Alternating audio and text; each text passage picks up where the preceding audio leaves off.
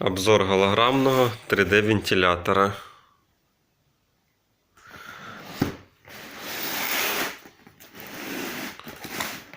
Вентилятор впакований в картонну коробку. Є ручка.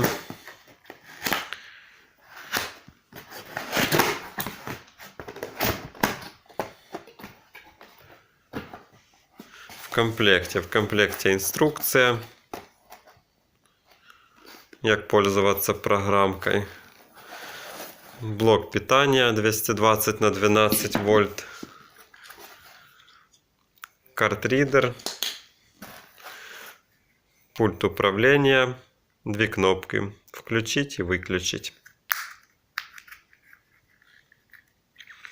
Питание пульта от батарейки полупальчик 12 вольт тоненький.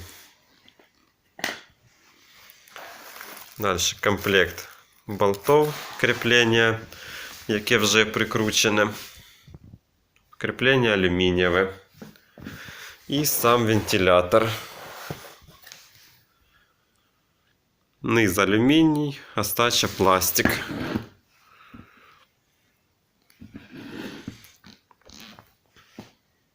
Длина от края до края 44 сантиметра. Разъем под флешку, на яку закидывать изображение в самой крутящейся части.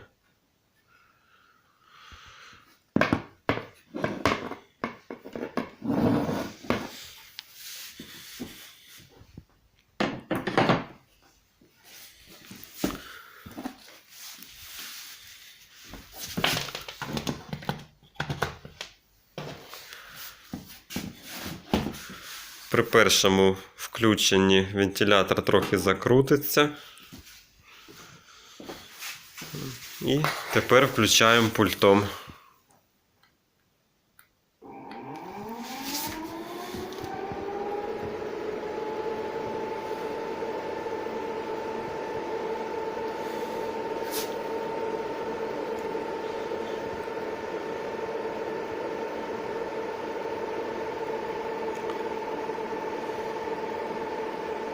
На відео трошки засліплює він, в реальності чітче.